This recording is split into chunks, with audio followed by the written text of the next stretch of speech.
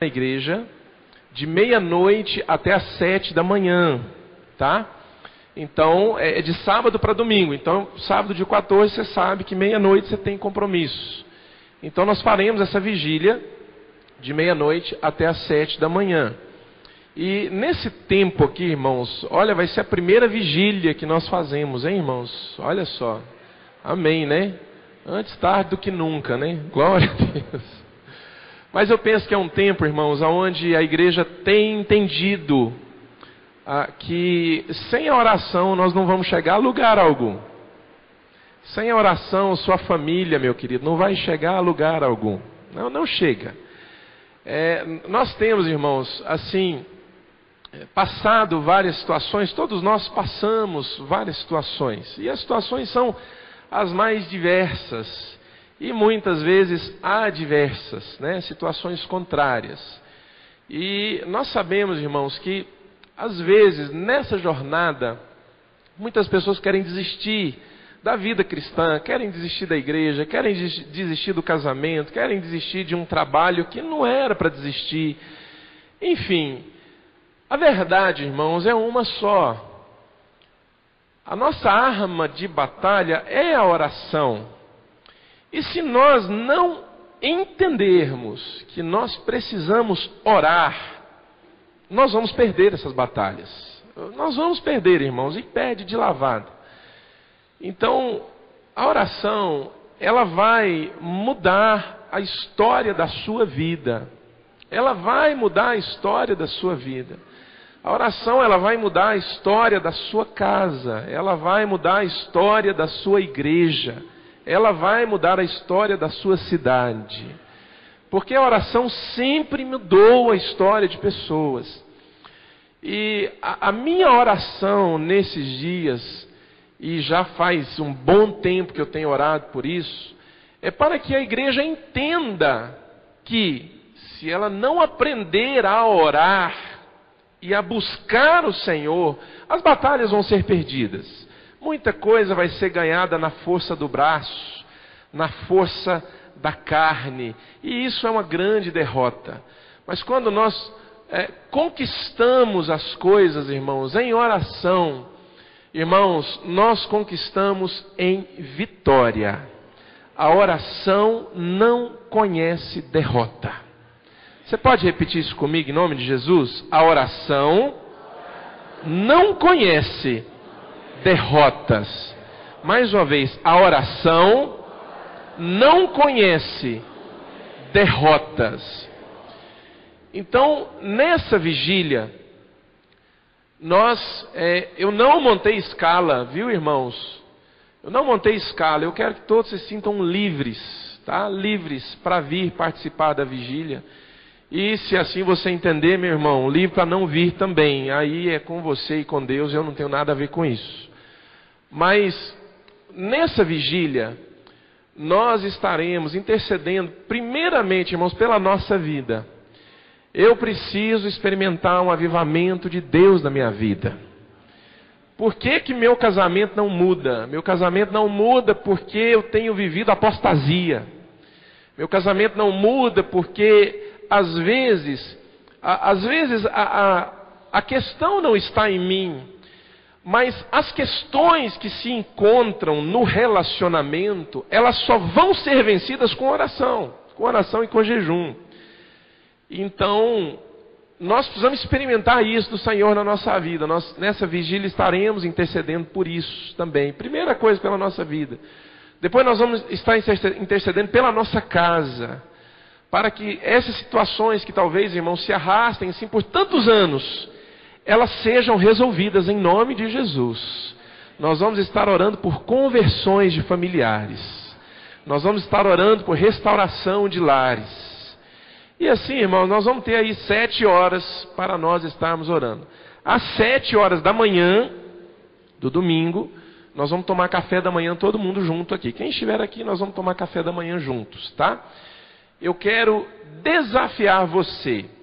Às vezes a primeira impressão que dá é que, meu Deus, não participo de um trem desse nunca. 7 horas orando, de meia-noite às 7, mas nunca. Vou fazer o quê? Vou dormir. E a gente dorme demais, irmãos. Amém? Vocês concordam comigo? Irmãos, a gente dorme demais. A gente dorme demais. Literalmente e também espiritualmente. Então, eu quero desafiar você a vencer limites. Vença os seus limites. Vença os seus limites. Vença o seu limite de sono. Você vai poder dormir domingo à tarde, né? De manhã você chega em casa, dá uma dormidinha, à tarde também. Se você não puder passar toda de meia-noite às 7 da manhã, né? Às vezes por questão dos filhos, né? E isso realmente aí não tem jeito, né? Às vezes questão do marido, da esposa. Faça o seguinte: se programe para vir em um horário específico. Por exemplo, se programe assim: eu vou então na vigília de meia-noite até as 2 da manhã. Ou vou na vigília de 3 às 4 da manhã. Ou vou na vigília de 6 às 7 da manhã. Tá? Faça isso, vai ser uma grande bênção na sua vida. Amém? Glória a Deus. Eu vou estar aqui a madrugada toda, de meia-noite às 7. Eu vou vencer meus limites. Amém? Nunca fiz isso, mas vou fazer e sei que vai ser uma bênção na minha vida. Já levantei 3 da manhã, orei até as 4, 4:30. Mas assim, de meia-noite às 7 nunca. Eu vou ser um que vou vencer limites. Amém? Diga assim: eu venho. Amém. Eu creio que você vem mesmo. Romanos capítulo 4, versículo 16.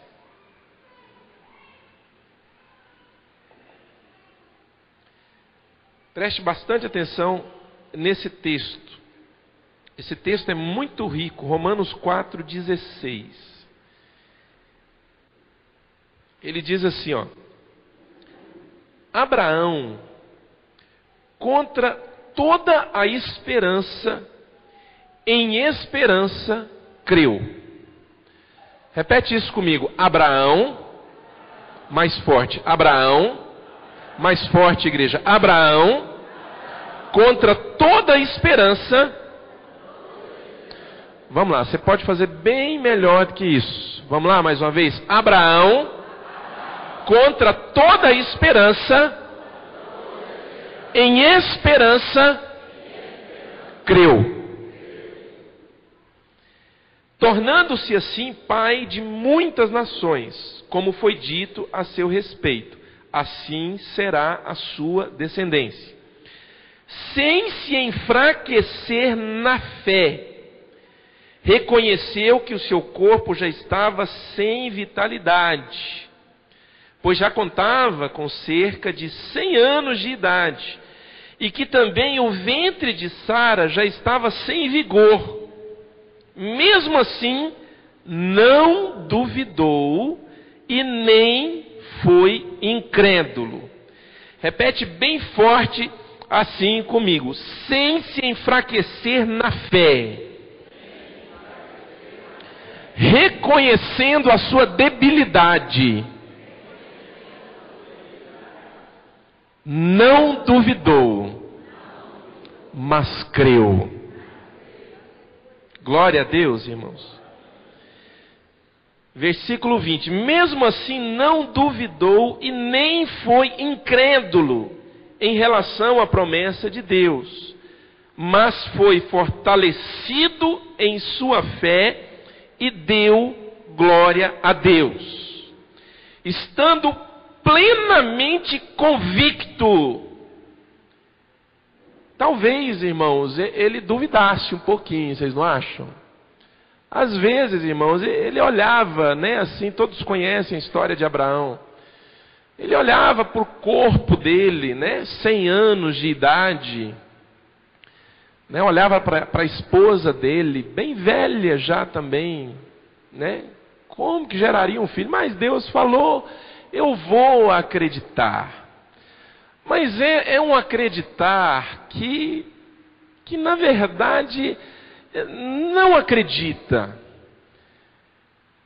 Foi assim, irmãos, que aconteceu com Abraão? Não foi assim. Aqui diz assim, no versículo 21, estando plenamente convencido de que Deus era poderoso para cumprir o que havia falado. Amém? Fecha seus olhos, vamos orar. Pai, nós nos colocamos agora diante da Tua presença, Agora, Senhor Deus, que nós já te adoramos, agora que nós intercedemos por povos não alcançados, queremos ouvir a tua voz falando conosco. Nós precisamos, Senhor Deus, continuar aprendendo sobre a fé, aprendendo a vencer a nossa alma, que é totalmente irracional e que avalia possibilidades de acordo com o conhecimento e com o sentimento humano. Mas nós precisamos aprender que exercer fé não é ser guiado pela nossa alma, pelo nosso entendimento, mas é ser guiado exclusivamente pela palavra do Senhor. Então, em nome de Jesus, fala conosco, Senhor, para que nós possamos aprender a permanecer crendo, mesmo contra toda esperança. Em nome de Jesus, amém, Senhor. Amém. O nosso desafio, irmãos, é continuar crendo a cada dia. O nosso desafio não é, irmãos, ver Deus fazer. Presta bastante atenção nisso aqui. O nosso desafio não é ver Deus fazer, mas o nosso desafio é continuar crendo. É continuar crendo mesmo que não haja mais esperança. É continuar crendo, irmãos, mesmo que não haja, visivelmente falando, que não haja mais possibilidade. A fé, irmãos, ela não conhece derrotas. A fé, ela não conhece derrotas. E na verdade, irmãos, nós precisamos aprender a andar em fé. Porque nós, muitas vezes, irmãos, nós somos guiados pela nossa alma, pelas circunstâncias, pela avaliação que nós fazemos de circunstâncias, pela nossa visão que nós temos de várias situações. E muitas vezes, irmãos, quando nós nos guiamos pelas coisas que nós estamos vendo, quando nós nos guiamos, irmãos, por aquilo que o nosso coração está sentindo, irmãos, nós vamos impedir a operação de Deus na nossa vida. Andar em fé não é andar pelo que você sente. Andar em fé é andar crendo na promessa que Deus fez. Mesmo que não haja mais esperança, mesmo que não haja mais possibilidade. Esse texto, irmãos, ele é riquíssimo. Olha aqui comigo no versículo 18. Vamos extrair, irmãos, aqui algumas coisas. Um ensinamento, irmão, precioso sobre a fé. Olha aqui no versículo 18, Romanos 4. Diz assim: Abraão, contra toda esperança, em esperança creu. Olha o versículo 19. Sem se enfraquecer na fé, reconheceu que o seu corpo já estava sem vitalidade, pois contava com cerca de 100 anos de idade, e que também o ventre de Sara já estava sem vigor. Mesmo assim, não duvidou, nem foi incrédulo em relação à promessa de Deus, mas foi fortalecido em sua fé e deu glória a Deus. Olha, irmãos, que coisa extraordinária. Contra toda a esperança, você crê contra toda a esperança? Você continua crendo, mesmo que não haja mais esperança? Quando você anda em fé, a fé que você exerce e que você continua firmando nela, ela vai renovar a esperança no seu coração. Ela vai renovar a esperança no seu coração. Mas não é, irmãos, uma esperança que brota da alma. Não é, irmãos, aquela esperança que você olha com os olhos naturais e avalia a situação e você fala assim, vai dar certo. É aquela esperança, irmãos, que surge quando você olha a situação, quando você avalia todas as possibilidades e você vê que, naturalmente falando, não vai dar certo. quando você continua crendo, esse permanecer na fé, ele vai renovar uma esperança que vem do Espírito para a sua vida.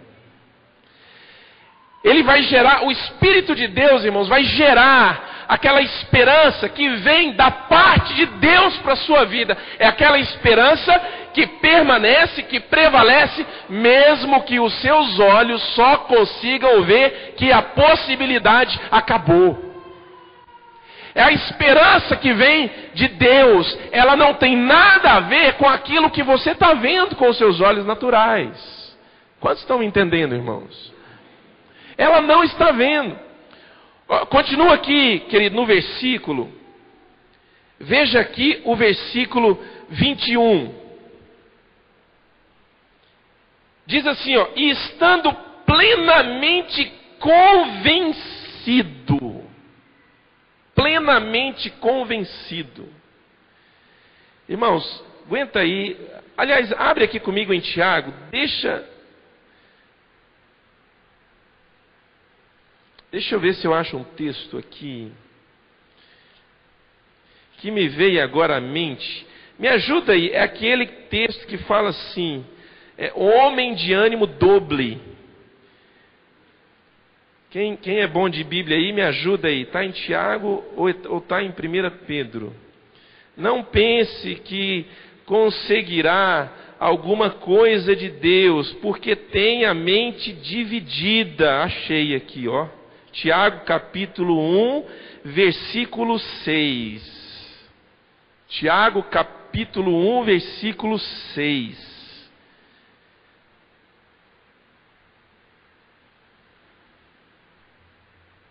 Todo mundo achou? Amém?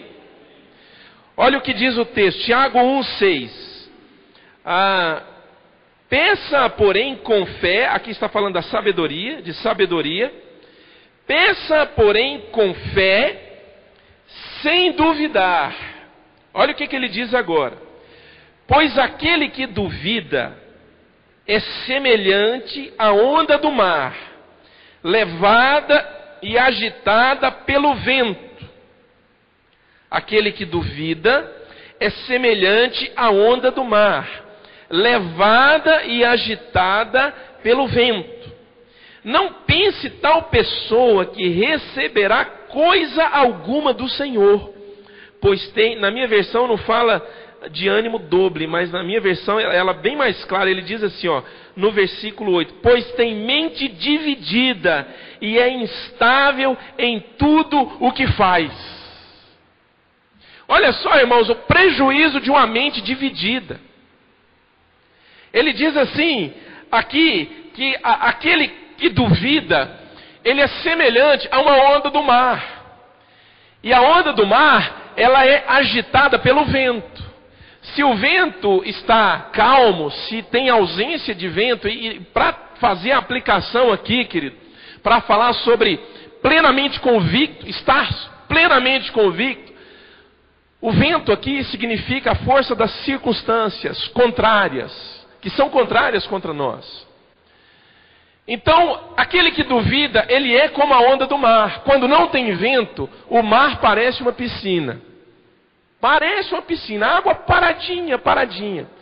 Mas quando começa a soprar as correntes de vento, irmãos, elas vão formando ondas. Elas vão formando ondas. Aquela onda que você vê na praia, ela foi formada pelo vento, lá em alto mar. Ela foi formada pelas correntes de vento ao redor do planeta. Então, você lembra, por exemplo, quando vem uma grande tempestade com ventos, né, de 100, 150 km por hora, o mar, ele vira uma coisa de louco, invade casas, invade a praia, invade a orla. Ou seja, o que move a onda, o que forma a onda é o vento. Querido, presta atenção, quem duvida é como a onda, quem move a vida dele é o vento da circunstância. Se não tem vento, ele está bem.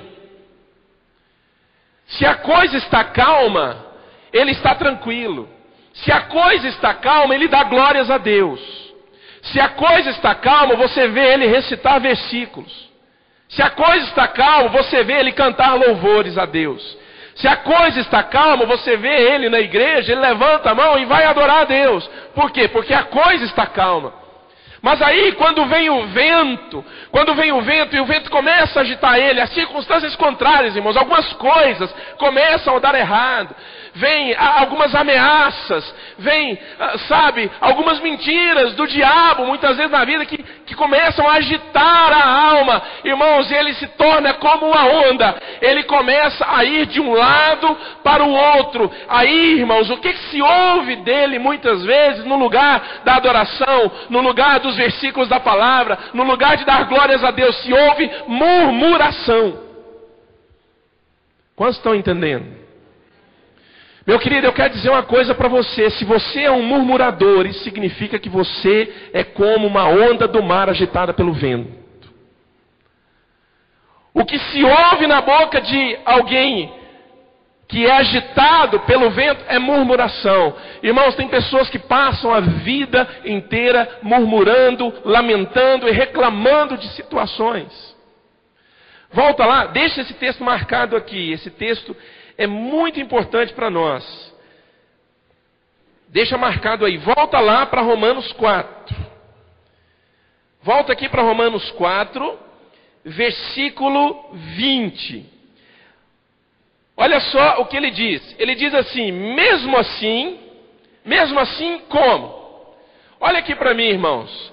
Abraão, ele olhou para o corpo dele, porque aqui está falando da promessa que Deus tinha feito a ele, de que ele seria pai de uma descendência poderosa. Ele não tinha filhos.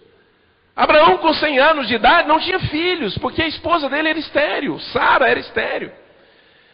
E ele estava com 100 anos de idade.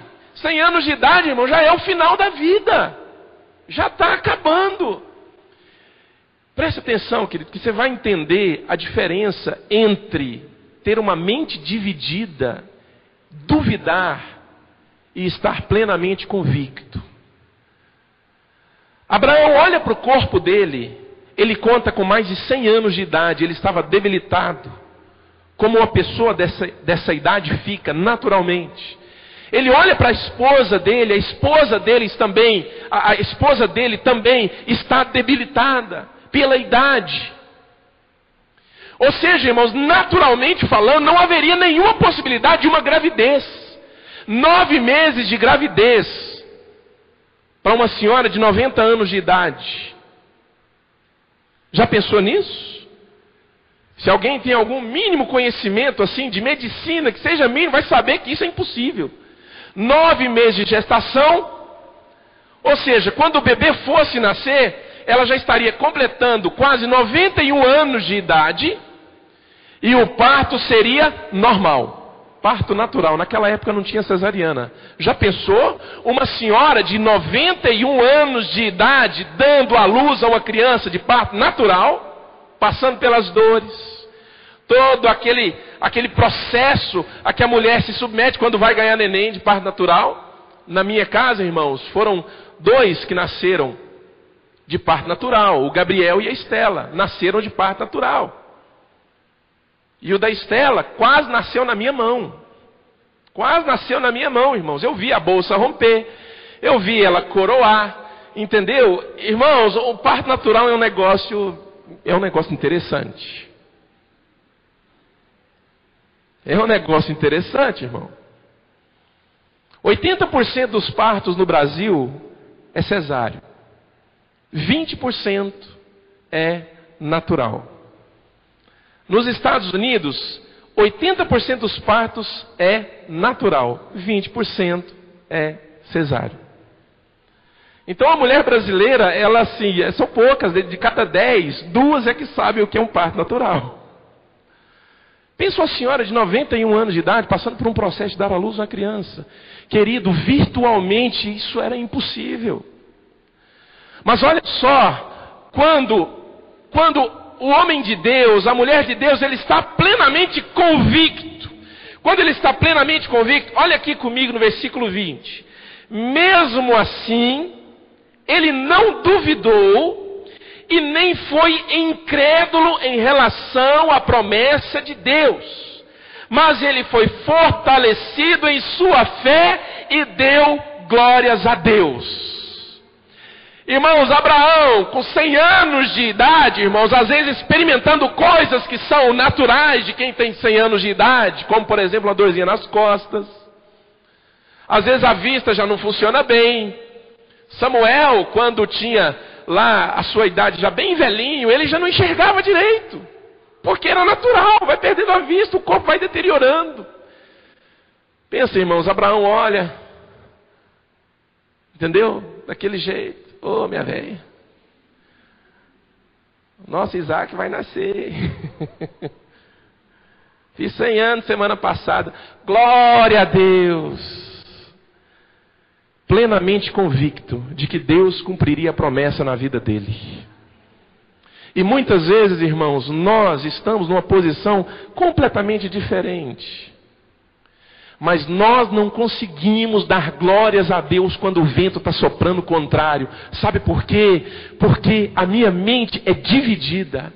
Eu acreditava, mas agora eu não acredito mais. O que move o meu pensamento agora são as circunstâncias. Se deu certo, está tudo bem, mas se não deu certo, eu começo, ao invés de dar glórias a Deus, eu começo a murmurar. Eu começo a murmurar. Querido, preste atenção, para você aprender a andar em fé, você vai ter que entender que andar em fé não é se guiar pelas circunstâncias, por aquilo que você está vendo, pelas avaliações, mas é se guiar por uma palavra que Deus deu para você. É se guiar por uma palavra que o Senhor deu para você. Não importa se já fazem 100 anos. Não importa se a esposa, ela já está tão velhinha quanto, não importa, se Deus falou, vai acontecer. E o pior, irmãos, é que muitas vezes, quando nós agimos com a mente dividida, nós começamos a gerar vários Ismaéis na nossa vida. Nós começamos, irmãos, a procurar alternativas para fazer com que a palavra de Deus se cumpra na minha vida. Querido, preste atenção, você não tem que se esforçar para fazer a palavra de Deus se cumprir na sua vida. Ela vai se cumprir. Apenas permaneça firme. Permaneça firme. Olha aqui comigo agora, em Apocalipse capítulo 16. Eu gosto demais desse texto aqui. É interessante porque esse texto aqui, Apocalipse 16, versículo 15, que nós falamos de permanecer. Esse texto aqui, irmãos, parece que é um texto que está fora de lugar aqui, porque você não consegue entender, que você vai lendo aqui, parece que o contexto é outro. Mas hoje, irmãos, meditando nessa palavra, eu entendi. Apocalipse 16, 15, presta atenção nisso aqui, querido, olha só como que isso aqui é forte. Ele diz assim: eis que venho como ladrão.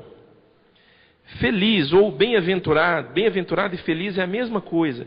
Feliz aquele que permanece vigilante e conserva consigo as suas vestes, para que não ande nu, nem seja vista a sua vergonha. Olha para mim, igreja.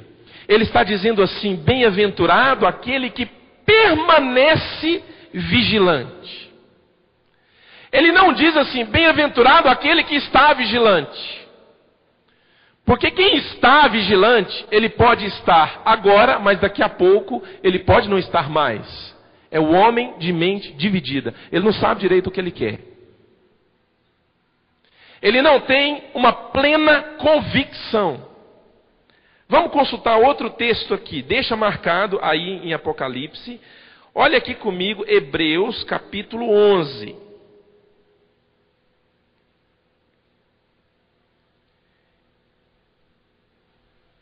Hebreus capítulo 11, versículo 1.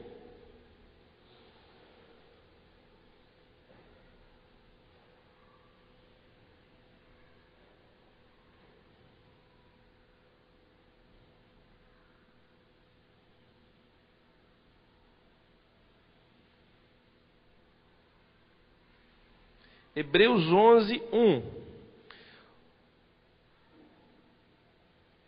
Olha o que diz aqui. Ora, a fé é a certeza de coisas que se esperam.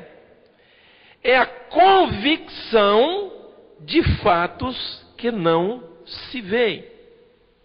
Olha para mim, irmãos. Repete assim comigo. Fé é certeza e convicção. Aonde está aí o homem de mente dividida? Um homem, uma mulher de mente dividida, eles não exercem a fé. E você só vai poder vencer na sua vida se aprender a exercer a sua fé. E fé não é um talvez. Fé não é se firmar naquilo que você está vendo. Fé não é olhar para a vitalidade do seu corpo, que já talvez não existe mais. Fé é plena certeza e convicção daquilo que eu não vi. O que eu vejo, eu não preciso de fé. Eu estou vendo vocês. Eu estou vendo cada um de vocês. Eu não preciso de fé. Mas em nome de Jesus, eu vejo uma igreja cheia. Mais cheia do que está aqui. Eu vejo uma igreja lotada. Eu vejo pessoas em pé. Assistindo o culto em pé. Eu vejo pela fé. Porque se eu for olhar para as minhas qualidades como pastor, já Elvis. Se eu for olhar pelo quanto de intercessão seria necessário para isso acontecer, já Elvis. Mas eu não me guio por aquilo que eu estou vendo. Eu me guio pela certeza que eu tenho numa palavra que Deus nos deu. Quantos estão entendendo isso? O que eu vejo não precisa de fé, mas a fé ela é exercida naquilo que eu não posso ver ainda. Naquilo que eu só tenho uma plena convicção. Querido, presta atenção. Andar em fé é andar em plena convicção e certeza. Mesmo que não haja mais esperança. Então você, andando em fé, vai continuar caminhando contra toda a esperança. E caminhando contra toda a esperança, em fé, o Espírito Santo vai renovar essa esperança no seu coração. E você vai ter uma esperança, não é por causa de uma promessa que alguém fez.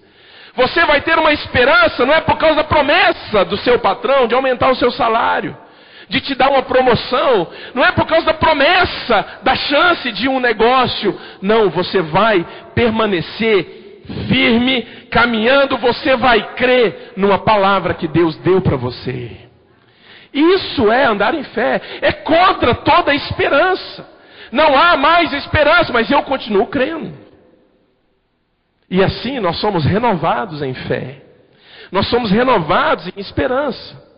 Agora volta lá para... Está marcado aí, então vai ser rapidinho para achar. Tiago, capítulo 1, versículo 6. Vamos bater forte nesses 3 textos aqui essa noite, para você entender. Tiago 1, 6. Ele diz assim: peça, porém, com fé, sem duvidar.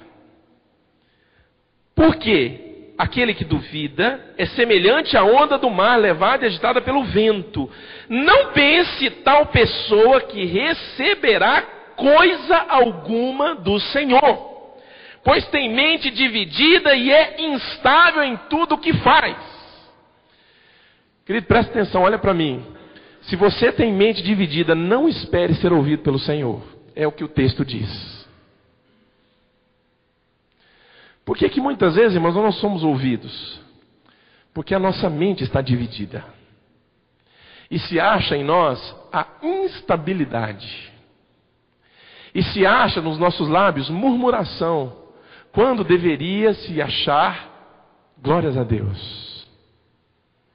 Você dá glórias a Deus, querido, não é porque a situação é a seu favor.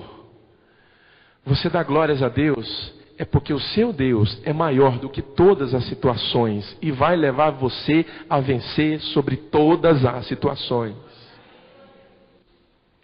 Você dá glória a Deus, não é porque o dinheiro veio na hora, não é porque a conversão aconteceu. Ou você dá glórias a Deus, não é porque tudo deu certo. Você dá glórias a Deus porque o seu Deus, aquele que você serve, Ele vai levar você em vitória, em toda e qualquer situação. O glórias a Deus não é por causa de circunstâncias, o glórias a Deus é por causa da fidelidade do meu Deus. É por causa da fidelidade do nosso Deus.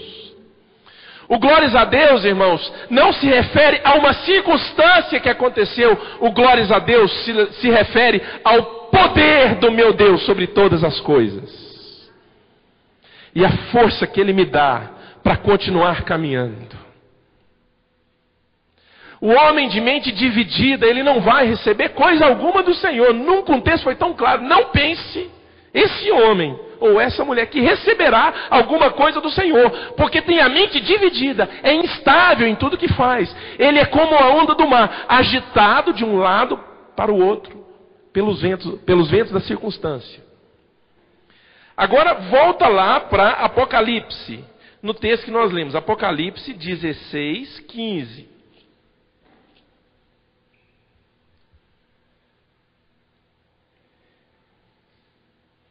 Ele diz assim, ó: eis que venho como ladrão, feliz aquele que permanece vigilante e conserva consigo as suas vestes, para que não ande nu e nem seja vista a sua vergonha. Olha para mim, irmãos, a questão não é você estar crendo agora. A questão aqui não é você estar acreditando agora. A questão aqui não é você estar dando glórias a Deus agora. A questão aqui é no decorrer da sua vida, você permanecer crendo, você permanecer dando glórias a Deus, você continuar crendo, independente do que acontecer. O Senhor Jesus, Ele diz assim, ó: bem-aventurado aquele que permanece vigilante e conserva. Olha, as duas palavras-chave do versículo é permanecer e conservar. Repete assim comigo bem forte: permanecer e conservar. Mais uma vez bem forte: permanecer e conservar. Ou seja, se eu estou agora, eu vou continuar estando, eu permaneço. Se eu tenho as minhas vestes, aqui fala de santidade ao Senhor, eu vou continuar conservando as minhas vestes.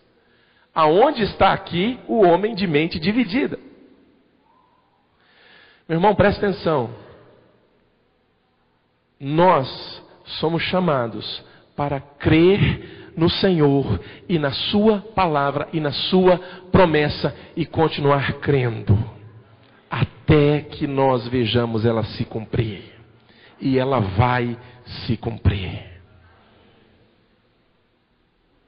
Você é o único crente da sua casa? O que a palavra de Deus diz? Eu sei de um texto que diz assim: crê no Senhor Jesus e serás salvo, tu e a tua casa. Creia no Senhor Jesus e serás salvo, tu e a tua casa. Promessa do Senhor. A promessa do Senhor não é só para você e para a sua casa. Então, meu irmão, continue crendo. Continue crendo. Permaneça. Conserve. Querido, preste atenção. Não importa se eu, no decorrer da minha vida, eu crie por um tempo. Mas, Senhor, eu criei naqueles anos da minha vida, eu criei. Querido, preste atenção, isso não importa. Porque um dia você deixou de crer. O prêmio não é para quem creu um dia. O prêmio é para quem permaneceu até o último dia crendo. O prêmio, preste atenção, o prêmio não é para quem um dia teve as roupas isso fala de santidade. Um dia foi santo, um dia se guardou do pecado. O prêmio não é para esse. Senhor, mas quando eu me converti e eu entendi o Evangelho, eu vivi uma vida de santidade. Vivi uma vida de santidade, Senhor. Aqueles foram os melhores anos da minha vida. Foram 10 anos vivendo em santidade. E depois eu dei uma esfriada, é verdade. Eu não me adaptei, né? Eu sofri algumas frustrações, algumas decepções e acabei me desviando. Querido, o prêmio não é para você. Mas o prêmio é para quem conservou as suas vestes. Não importa a circunstância ou o estado da sua vida. Quantos entenderam isso, irmão? É conservar. Diga assim comigo, é conservar.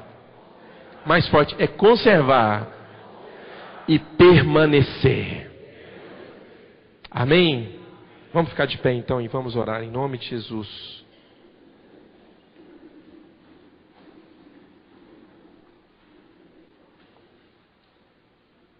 Joás, vamos cantar aquela canção. Aquela canção que diz assim: quando não posso te ouvir e o meu clamor, vão em paz, está encerrado.